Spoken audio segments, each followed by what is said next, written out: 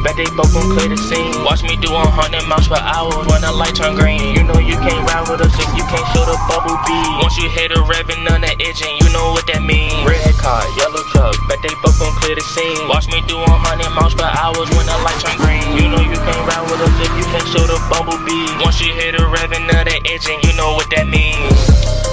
What's going on, folks? So, part 2. Finally got the part in the mail. Don't look at how dirty this car is. Finally got the part in the mail. I ordered it from Car Parts. And I ordered this one from this company here, True Drive. Dang, this thing must have been flipping around in the thing. But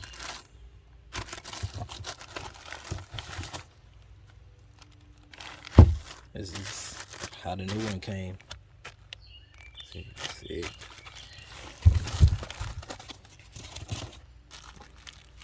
Yep. It's got 5 lugs like it's supposed to. Part number right here in the center. Alright, looks like we're good to go. We're gonna go ahead and I've already applied anti-seize on the spindle where this is going. So now what I'm gonna do is I'm gonna actually apply a little bit of anti-seize around this side here.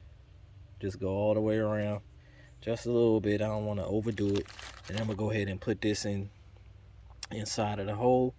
And what we'll do is one at a time. Those 3 bolts that we have, we'll start, you know, whichever one you start at, but you'll do a few turns on one, few turns on the next, few turns on the next, and you work your way around little by little. You can't just crank it all in, because you're going to cock it and it's not going to pull itself in like it should. That's basically what's going to happen. Is the bolts are going to pull it in for you. All right, y'all, so what we've done now is added, we've already cleaned off the surface. We've cleaned off inside where the hub needs to go, and then we've also cleaned off, you know, where it meets with the spindle itself. And what I've done now is I've applied anti-seize. I'll show you all the one I did. I wanted to use the here you go. I wanted to use the copper, but this was all they had. I went to like 2 or 3 different stores. It was the only one I was able to find, so I just went with that one. It'll work. It'll save us a little bit of time if we ever had to pull it back off again or something like that. It'll stop that rust and stuff, or it'll make it a lot easier anyway to pull right back off. We'll just go from there. All right, y'all, this is how we're gonna do it. Out with the old, in with the new, as you see here. No noise. And I love when you got a new part and how it just shine, even if it's in a spot where it won't be seen. It just feel good knowing that you got fresh, shiny parts. All right, so like I said, y'all, I'm about to just pick this up and then head right towards those 3 bolts there. I'm gonna start a little bit, and just work my way in, work my way around, little bit, all the way around. All right, y'all, so I'm kind of trying to rush and do this with the quickness. Look like I'm about to get some pretty bad weather here. So we've tightened up the 3 bolts, like I said, on the back of the hub. I put anti-seize on them and everything.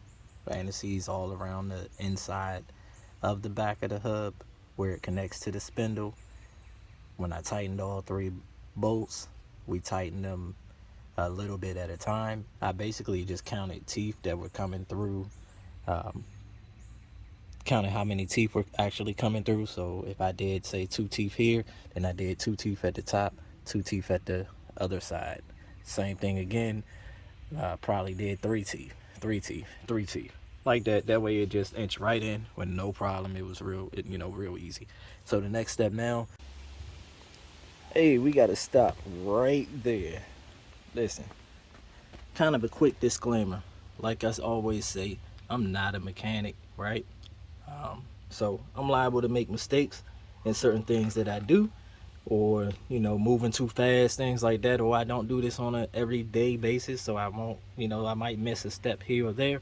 So I don't know if y'all notice what I noticed, but in the rest of these clips you'll notice I actually went through everything without putting the dust shield back on first. So that is always going to be the very first thing you put back on, is that dust shield.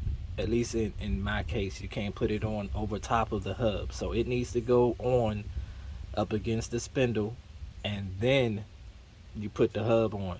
Coat everything just like I did with the anti-seize, because those things can, you know, kind of, that rust can build up between all of that and cause all that to be stuck together. Now I do want to show y'all, I did go back and put it in, but I had to take everything back off. I mean, I was literally had it, y'all saw it, well, y'all will see it. I'm gonna have it all the way up to the wheel ready to be put on, and then, you know, I happened to look back at one of my videos and I looked and something didn't look right, and I noticed what I did.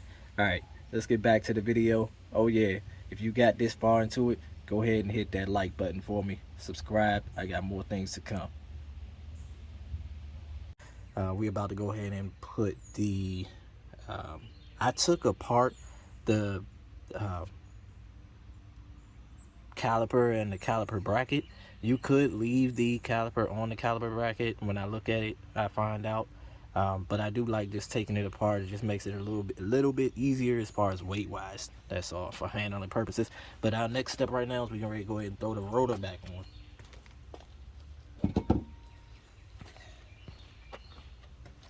This rotor got a little rust on it. It rained and it was kind of just laying out.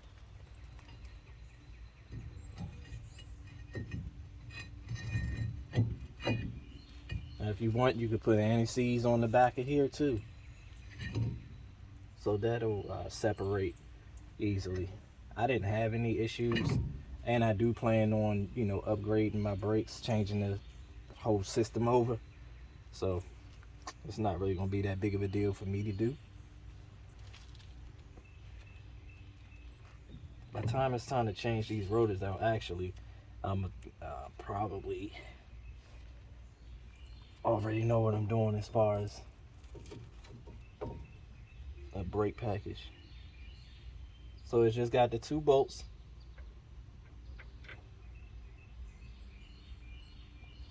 Get them lined up and in. Start it.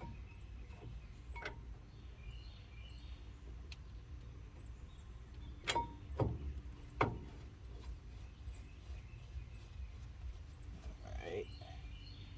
Got that one started.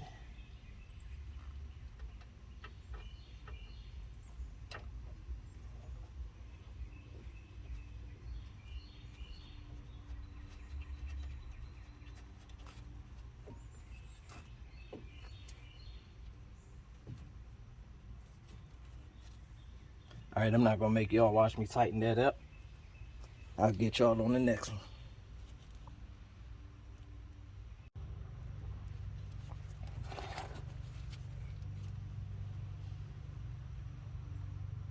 Hey, what's up, y'all? So what I'm doing now is I'm sliding my soon to needing to be replaced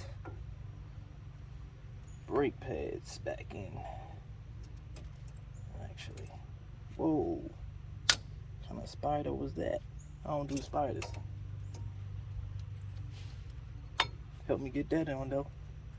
Appreciate you, whatever kind of spider you were, but you got to go.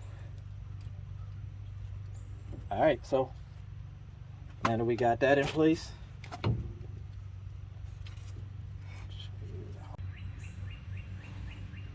okay, so we now have our caliper bracket bolted on, which was back here, and we now have put our brake pads on.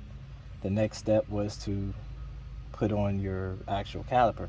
I made sure they were pressed back, and what I did was I put them on from the top first and then pressed the bottom in and up. And now we're on there, got all our safety tabs. We can go ahead, start putting on our bolts to tighten her down.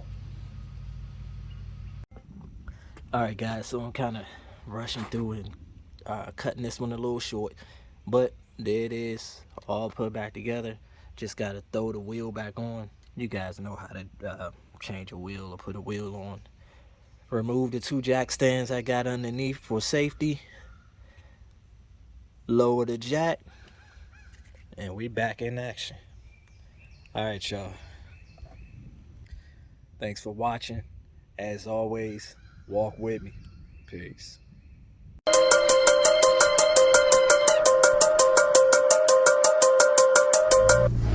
car, yellow truck, bet they both gon' clear the